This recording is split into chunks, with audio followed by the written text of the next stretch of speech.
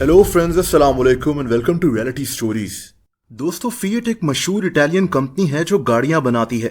वैसे तो कंपनीज अपनी गाड़ियों को बेचने के लिए हर तरह की मार्केटिंग टेक्निक्स यूज करती हैं, लेकिन फिएट ने एक दफा कुछ ऐसा किया जिसने पूरे स्पेन में लोगों को परेशान कर दिया था। ऐसी मार्केटिंग कैंपेन आपने पहले कभी नहीं देखी होगी। दोस्तों, ये वाकया 1994 में हुआ था। फिएट ने अपनी एक गाड़ी फिएट 500 की स्पेन में मार्केटिंग करनी थी। इस मार्केटिंग के लिए इन्होंने ना तो टीवी और रेडियो पर कोई ऐड चलाया, ना ही अखबारों में इसका कोई इश्तिहार दिया और ना ही सड़क पर कोई बिलबोर्ड लगाया। उस वक्त मार्केटिंग करने के लिए यही तरीके होते थे, लेकिन सवाल यह है कि फिएट ने इस गाड़ी की मार्केटिंग की कैसे। आप ये जानकर हैरान रह जाएंगे। दोस्तों, फिएट इस गाड़ी की मार्केटिंग औरतों में करना चाह रहा था और इसके लिए इस कंपनी ने एक अजीब काम किया। इन्होंने एक बहुत बड़ी लिस्ट बना ली 50,000 औरतों की। इसके बाद इस कंपनी ने एक लेटर लिखा।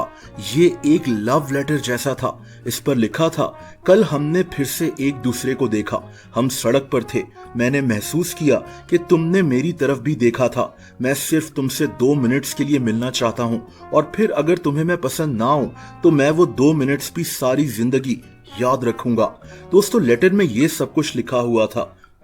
अब कोई भी लड़की इसको पढ़ेगी तो वो डर जाएगी। उसको लगेगा कि कोई इसका पीछा कर रहा है, कोई इसको लेटर भेज रहा है। फिएट असल में इस लेटर में अपनी गाड़ी फिएट 500 की बात कर रही थी। यानी एक गाड़ी इस लड़की से कह रही है कि कल हमने एक दूसरे को देखा, हम सड़क पर थे, मैं सिर्फ तुमसे 2 मिनट्स मिलना चाहता हूं और अगर तुम्हें मैं पसंद ना हूं तो भी ठीक है।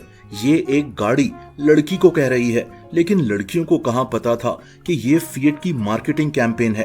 दोस्तों, फिएट ने ये लेटर लिखकर 50,000 औरतों को स्पेन के हर कोने में इस लेटर की कॉपीज भेज दी। अब जब स्पेन में लड़कियों ने ये लेटर पढ़ा तो ये बहुत डर गईं। कई लड़कियों के साथ बहुत बुरा हुआ। इनको लगा कि कोई आदमी इनका पीछा कर रहा है। इन लड़कियों ने घर से निकलना ही छोड़ दिया।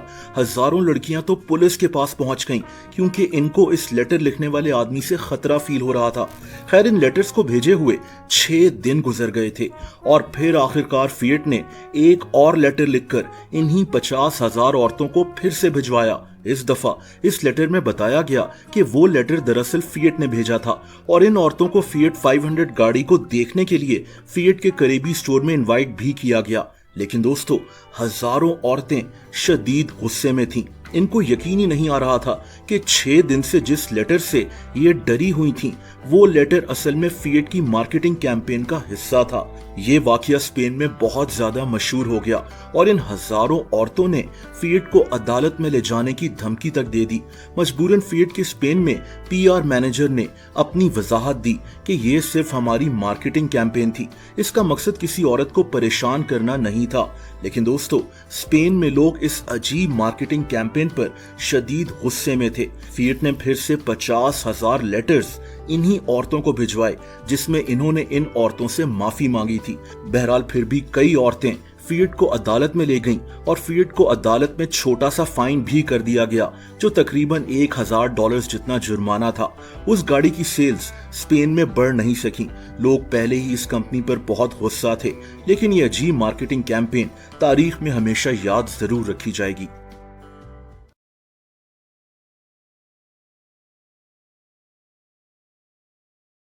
दोस्तों, अगर आप मुझे इंस्टाग्राम पर फॉलो करना चाहें तो उसका लिंक नीचे डिस्क्रिप्शन में मौजूद है।